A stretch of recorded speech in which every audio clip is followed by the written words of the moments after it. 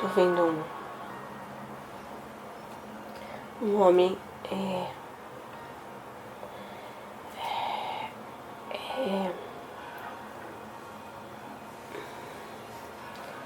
ele tem entradas bem grandes na testa, de calvície. Sim. E ele parece bem mais velho do que ele é. É isso que ele me diz. Ele usa uns óculos grandes e bastante. A lente é bastante grossa, é quase a sensação oposta a como a gente observa algo através de uma lupa. É como se o olho ficasse quase minúsculo, próximo à lente, vendo de fora. Sim. E ele se esforça. Ele tem algum problema de visão. E eu acho que para esse tempo é algo bastante grave, porque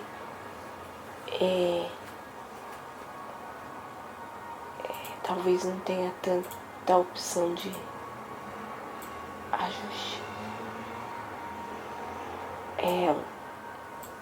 Eu tô vendo ele tá sentado em frente a uma escrivaninha. Sim. De madeira escura. Ele tá usando uma roupa bem escura, preta, todo cinza, preto. E ele usa uma gravata como se fosse um laço no pescoço. E por baixo dá pra ver uma espécie de gola de uma camisa branca. Mas ele tá com uma espécie de traje, como se fosse um terno, só que diferente, preto. E essa gravata, que é bastante específica. E aí eu vejo que ao lado, a luz desse lugar é muito rarefeita, não dá pra ver direito as coisas. Tem pouca luz.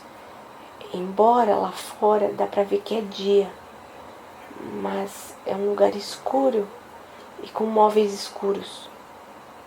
E aí, do lado da mesa, na própria mesa, né, no canto, Sim.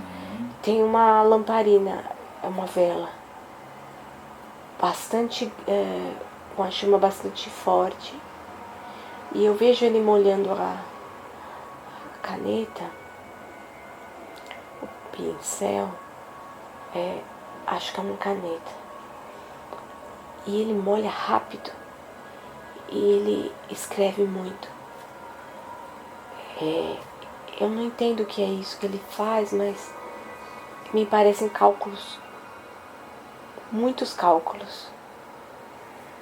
É algo sobre física ou sobre matemática. Muitas fórmulas, muitos cálculos e símbolos. E ele é como se a mente dele fosse muito rápida e a mão tentasse alcançar a mesma velocidade. E eu vejo ele assim, escrevendo muito e forçando muito, quase fechando os olhos para poder enxergar. E essa sensação de movimento, de impulsividade.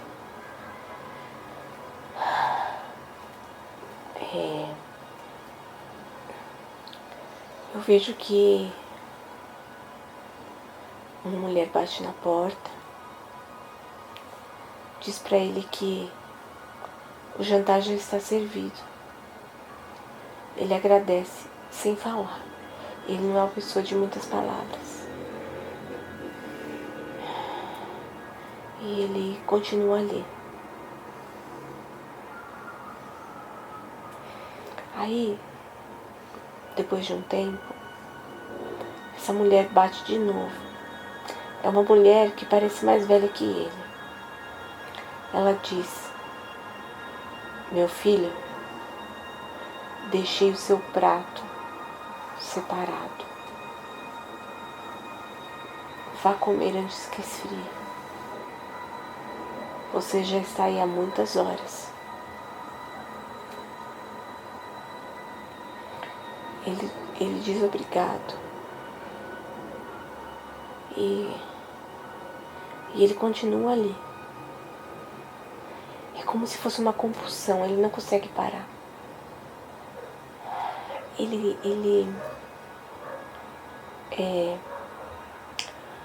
está tentando solucionar um problema. Sim. Um problema matemático.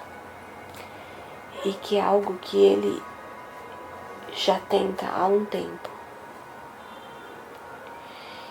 E isso está consumindo ele. Porque é algo que ele tem certeza que ele vai conseguir fazer. Mas ele acha que se ele não continuar se exercitando, ele não vai chegar na resposta.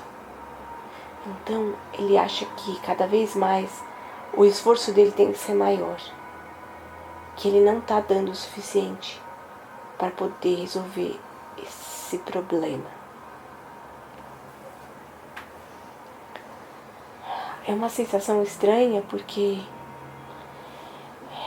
é como se ele só pensasse nisso o tempo inteiro. A cabeça dele funciona diferente.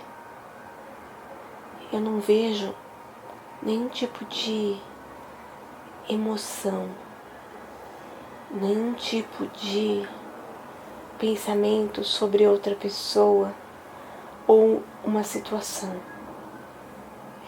Ele só pensa nisso o tempo todo. Agora eu vejo que ele dormiu, sentado ali em cima das coisas. Já é de manhã. Vejo o sol entrando.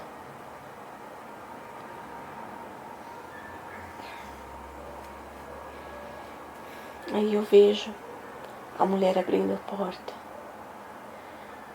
E ela está muito preocupada com ele. Tem um homem junto. Eu acho que é o pai dele. E a mãe tá triste, ela tá chorando. Ela debruça no ombro do pai. E ele diz pra ela ficar calma. Sim. Que ele vai conversar com ele. Mas que por agora é melhor deixar ele dormir um pouco. Senão vai ser pior, ele disse. Aí, num determinado momento, ele abre os olhos. E ele literalmente dormiu com a cara no papel. E aí ele vê que tem ele é como se ele tivesse babado no papel ou suado. E ele fica preocupado porque borrou. E ele dá um jeito de limpar e fica pior. E ele fica nervoso. E aí ele começa a socar a mesa para passar essa raiva que veio dentro dele. E ele fala umas palavras e ele bate na mesa, dá alguns socos. E aí ele sente essa sensação indo embora dele.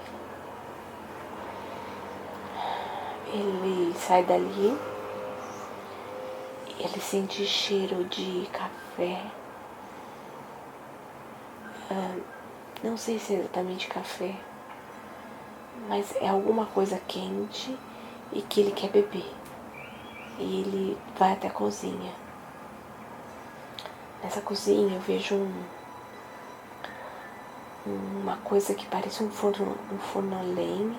Sim. Vulcão, não sei bem, mas é como se fosse isso. E tem umas pessoas, essa casa é grande. E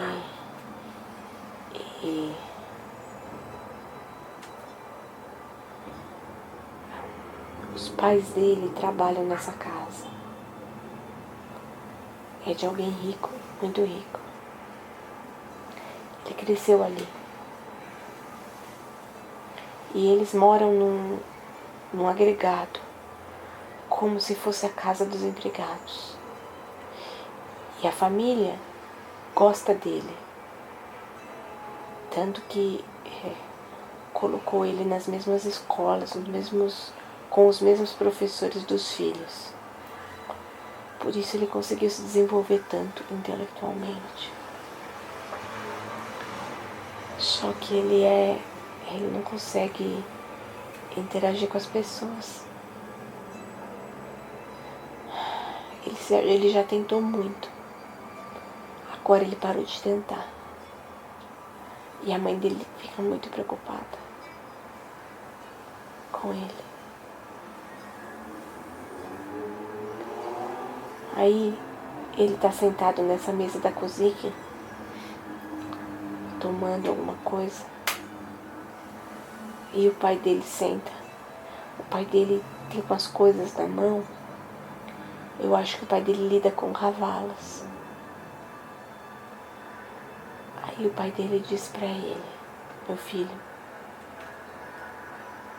você está passando dos limites com essa sua obsessão com esses estudos. Nós estamos muito preocupados com você. Entendemos que é algo que você gosta muito, mas acho que você não está mais fazendo absolutamente nada, além de ficar o dia inteiro escrevendo e pensando. Você praticamente já não come mais com a gente, ou sem a gente. Se a sua mãe não vai lá levar as coisas para você, você simplesmente esquece de fazer. Como uma pessoa pode esquecer de se alimentar, de fazer o básico? Sua mãe está muito preocupada. Ela chora todas as noites. Eu também estou. Nós escutamos histórias de muitos que, como você, se perdem em algo o qual se tornam obcecados.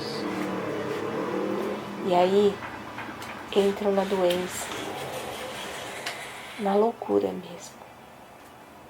E têm que ser trancados em calabouços ou celas até o final dos seus dias. E nós não queremos isso para você. Para nós, você é perfeito do jeito que é. Mas como você sabe, nós moramos na casa de outras pessoas. Temos medo que um deles comece a notar a sua obsessão e o denuncie como um doente. Então, não poderemos fazer nada para te ajudar.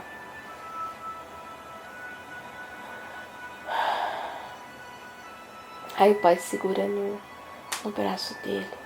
Sim. E ele diz: pai, não sei por que você está me dizendo tudo isso. É um exagero, não é bem assim. Eu apenas estou concentrado nos meus estudos. Cada vez que eu aprendo algo, a sensação é que eu não sei nada. E me instigo a aprender mais. E mais. E mais. Então, quando vejo passaram-se dias, semanas ou meses, não sei bem. O tempo, na verdade, não importa. O que importa, eu acho, é o quanto conseguimos absorver de informação neste tempo. O pai fala: meu filho, eu temo muito pela sua saúde. Ele diz: pai, não se preocupe, eu estou bem. Hoje vou encontrar os meus amigos do grupo de estudos de novo. Vamos discutir algumas ideias. Aí o pai diz: por que você não faz como seus amigos do grupo de estudo e tenta algumas aulas particulares ou um trabalho em algum lugar, como todo mundo. Ele diz: pai, eu já tentei, mas eu acho que as pessoas não entendem o que eu falo. E eu fico cansado de tentar achar formas de ser compreendido. Então, talvez eu tenha que ficar desse lado mesmo, dos livros, não do lado de lá das pessoas. Talvez haja um trabalho para mim assim, desta forma. Aí o pai fala para ele: meu filho, você está vivendo num mundo que não existe. Nesses tempos modernos em que estamos agora, não existe esse tipo de trabalho que você imagina. Você tem que se adequar a este tempo. Nós estamos muito preocupados. Ele diz: pai, não se preocupe, eu estou bem. Aí eu vejo ele caminhando. Esse lugar tem bastante natureza. Sim. E o tom do verde é bastante escuro, é muito bonito o tom do verde das plantas. Não tem nada muito alto, é tudo menor, há tanto as árvores quanto os arbustos. Bastante grama curta.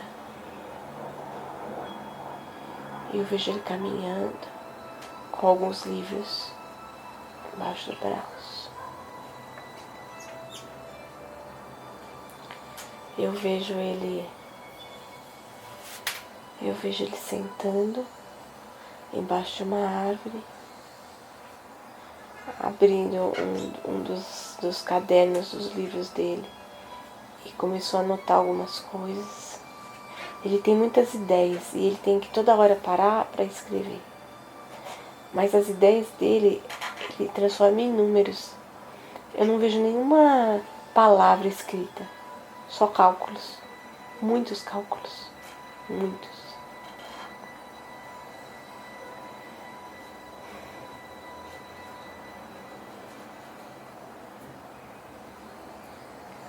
Agora eu vejo ele nesse grupo de estudo. E a maioria dos que estão ali são bastante focados, como ele, mas a maioria que está ali também tem uma parte da vida normal. Alguns são casados com filhos, outros ainda não, mas têm interesses um pouco mais comuns das pessoas. Ele não tem. Ele fica prestando atenção, lembrando das palavras do pai dele, e eu prestando atenção nos outros. E ele pensa: puxa, eu queria muito me interessar por alguma coisa como eles, ou por alguém, mas eu não consigo. Eu não consigo sentir isso.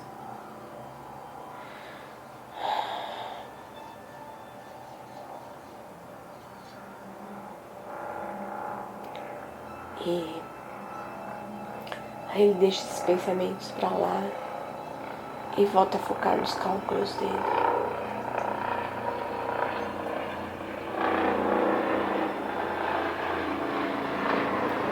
Aí eu vejo ele fazendo esse caminho de ir e voltar. É como se fosse assim no centro da vila e ele mora fora. Sim. E vai passando o tempo e ele anda de uma forma engraçada. Ele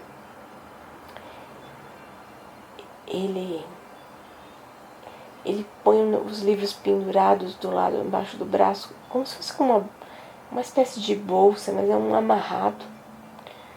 põe os braços para trás e o corpo meio curvado para frente, a cabeça bastante estendida. E é muito claro de que ele não está vendo as coisas que estão ali. Ele está pensando em outras coisas. E esse caminho que vai, que vem, eu vejo passar o tempo. Porque eu vejo que ele agora perdeu quase todos os cabelos. Sim. Ele usa um chapéu como uma cartola. E eu vejo que não dá mais pra ver nenhum cabelo saindo. E aí ele tá ficando mais curvo. O corpo dele tá se curvando pra frente. É bem característico de quem tá envelhecendo. Ficando curvo. Agora eu vejo que ele já anda um pouco mais devagar. Com uma bengala. Um cajado pra ajudar. E eu vejo ele indo e vindo.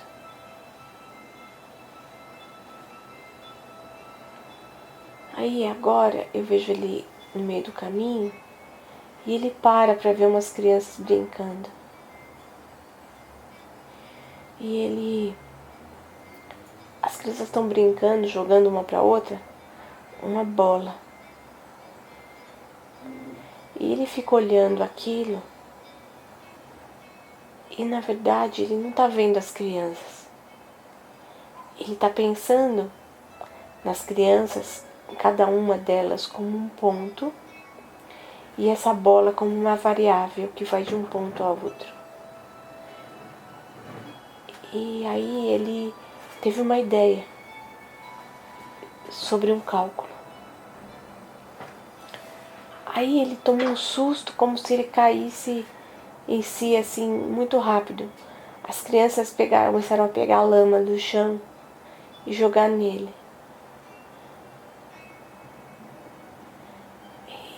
E as crianças continuam e ele tenta sair rápido e não consegue. Eu vejo ele todo sujo. E é tão estranho isso, porque ele não nem reage, não fala nada, ele fica incomodado, desconfortável, mas ele não sabe nem como reagir a uma coisa ruim ou uma coisa boa vinda das pessoas.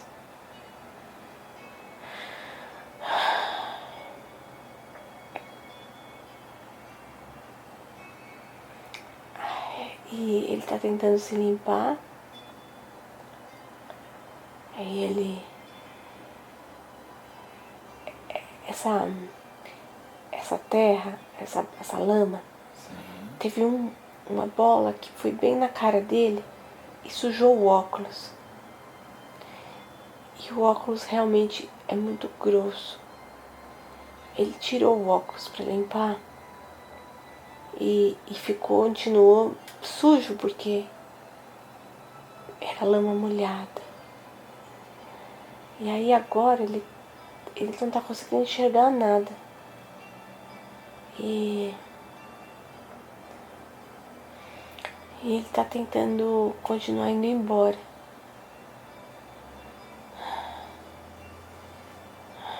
Ele vê vultos, ele escuta o som.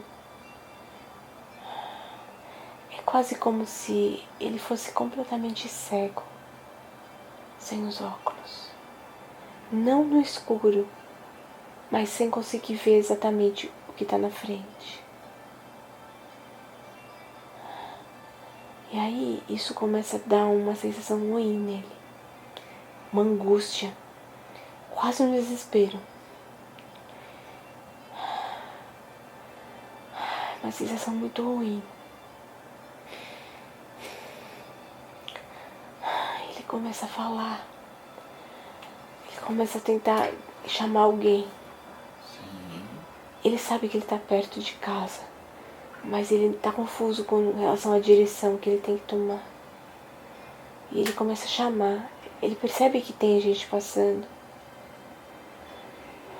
mas ninguém vem até ele.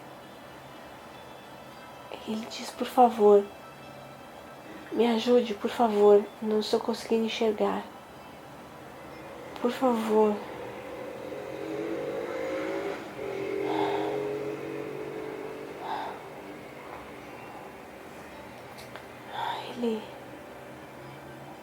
ele continua andando e ele pisa num buraco e ele cai.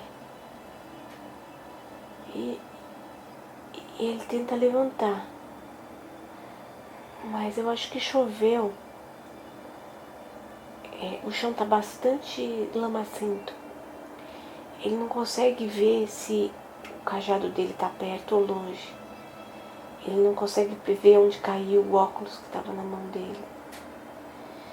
Ele não tem percepção de nada. Nada. E é uma sensação horrível.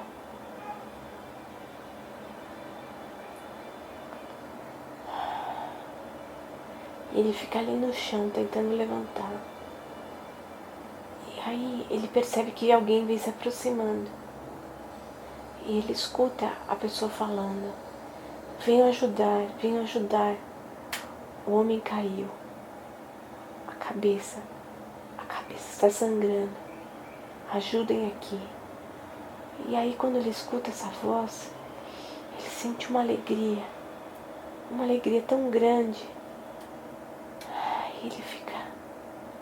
Ele fica mais calmo porque ele vê que alguém viu ele. Alguém o viu.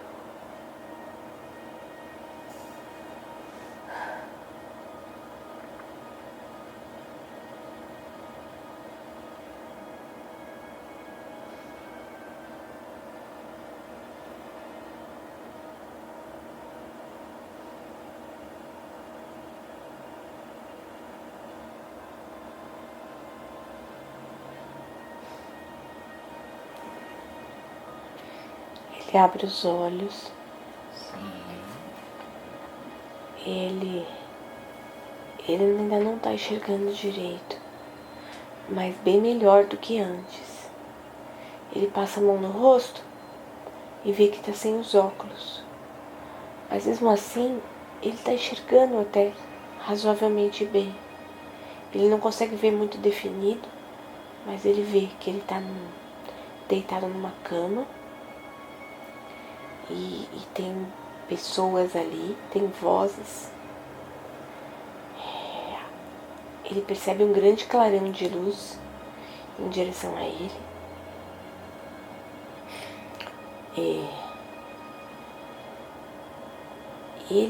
Ele olha do lado direito, ele vê que tem uma pessoa sentada do lado da cama dele.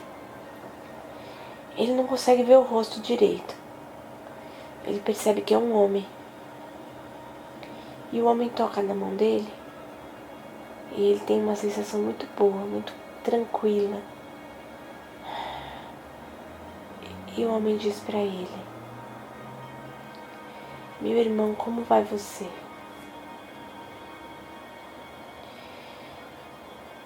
Fique calmo. Tente se tranquilizar. Aos poucos você vai se equilibrar, vai se sentir melhor e vai conseguir ver de fato tudo que precisa ser visto e que você por tanto tempo ignorou em si próprio e consequentemente no reflexo de si, no seu entorno. Ele diz: percebo que estou em outro espaço, é isso?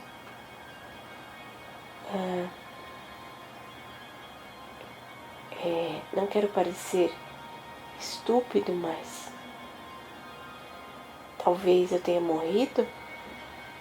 É isso? Ele diz: em parte sim. Veja que aquele corpo que você ocupava naquele tempo se foi. Mas, como você percebe, você sempre estará e viverá. Você enquanto essência, enquanto ser.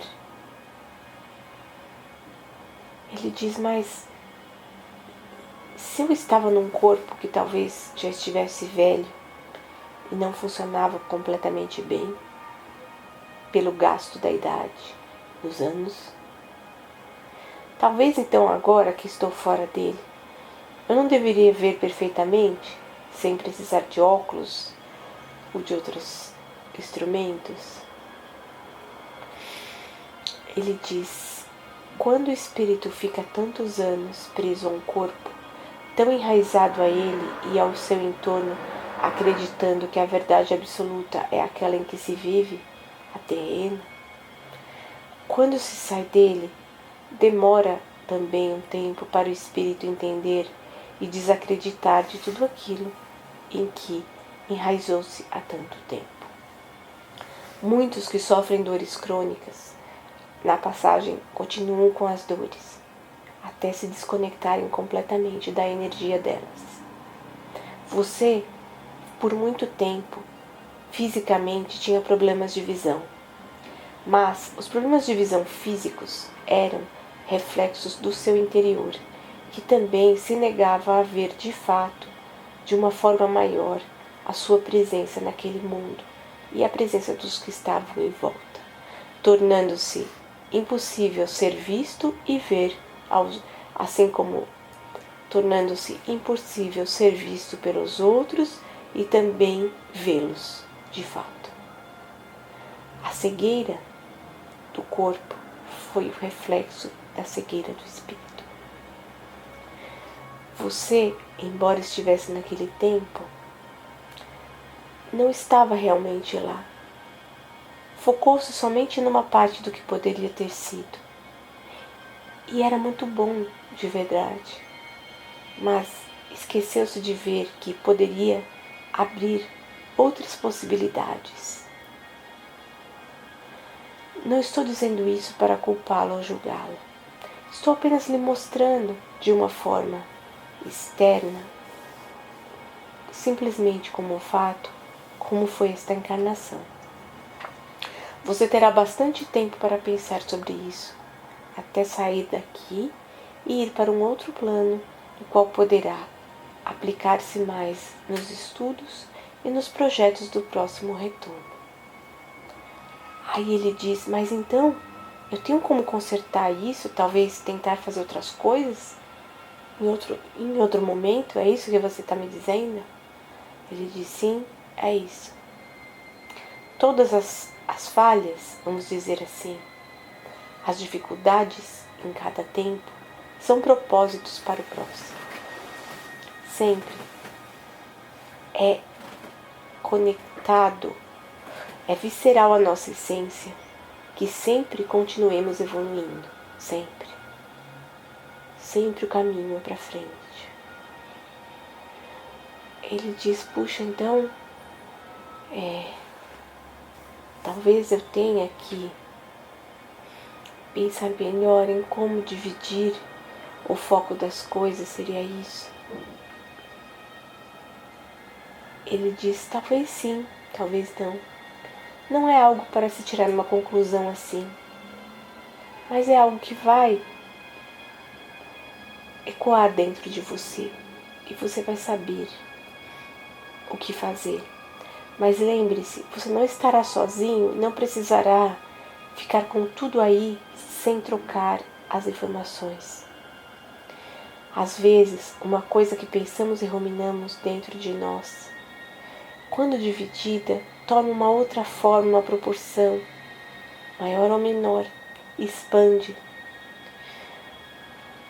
Todos os pensamentos, conexões e aprendizados precisam ser compartilhados no momento, na hora certa, para que, quando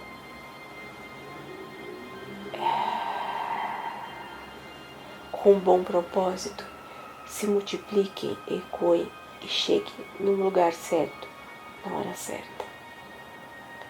Todo esse conhecimento que você adquiriu neste tempo retornará a você de outras formas, em outros tempos, porque agora talvez os projetos e propósitos para as próximas encarnações sejam muito mais o sentir, muito mais o emocional do que o racional, que você já utilizou tanto tempo até agora. O ideal é que você consiga, em algum desses tempos, equilibrar o racional, o emocional, a razão e o coração, o estar encarnado e o lembrar-se da essência.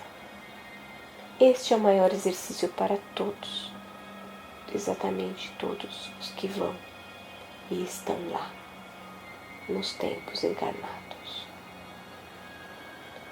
Por ora, fique bem, descanse e concentre-se no sentir. Quando você conseguir limpar toda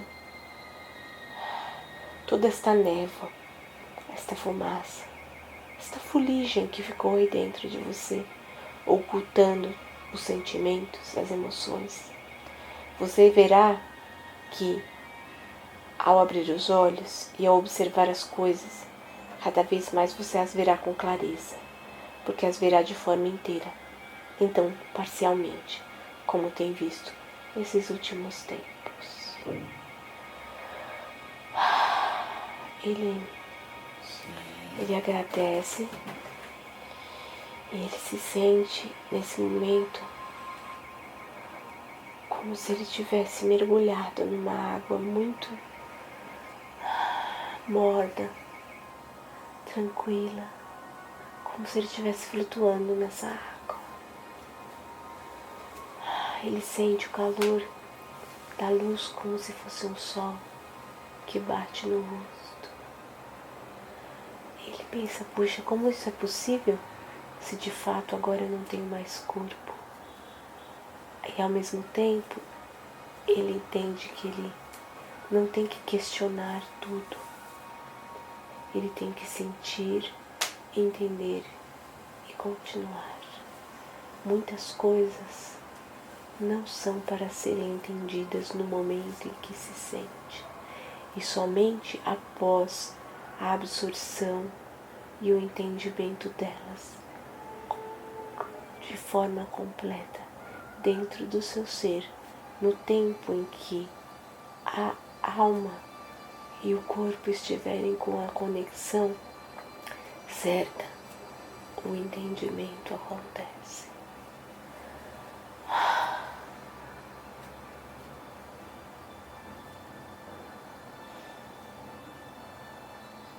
Sim, muito bom. Vamos ver então,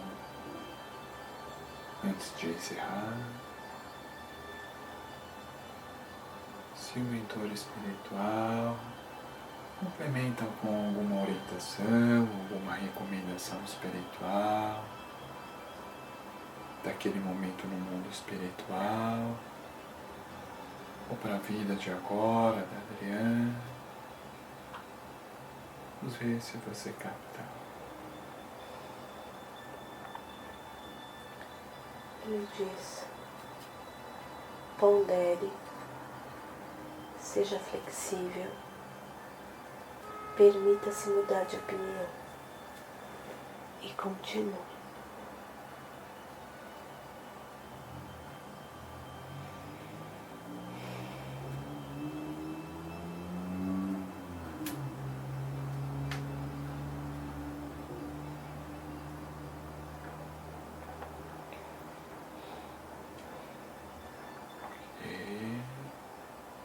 Você sente então que a gente pode encerrar por hoje? E mentalmente, vou pedindo para você agradecer aos amigos espirituais da Adriana, aos mentores, aos nossos amigos espirituais, os mentores que nos acompanham em mais esta encarnação, por essa oportunidade hoje, em mais esta regressão à distância.